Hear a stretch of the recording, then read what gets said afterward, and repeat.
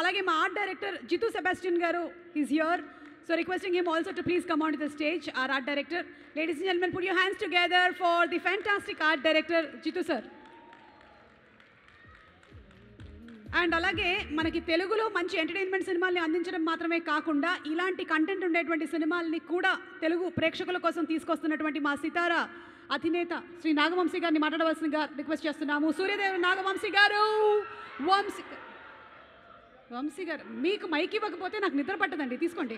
Speech సరే, okay. ఒక question అడగనా? చెప్పండి.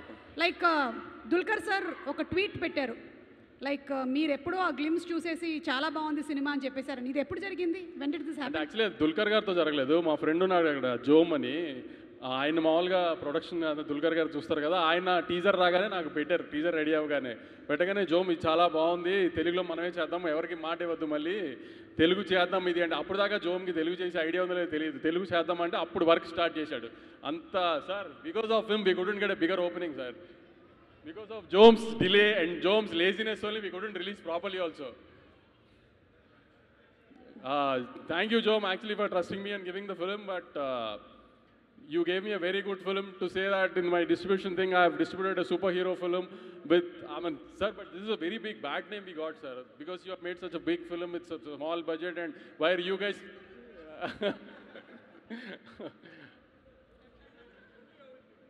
See, two of our directors, sir, costliest directors in his own league, Nagi sir and our Venki, you know, no, sir.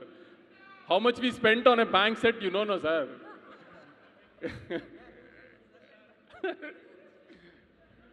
So ఇప్పుడు cinema చూసిన వాళ్ళు చాలా మంది వచ్చారు, చూడని వాళ్ళకి వంశీ గారు యాజ్ అన్ ఆడియన్స్ ఏం చెప్పాలనుకుంటున్నారు? ఎందుకు చూడాలి?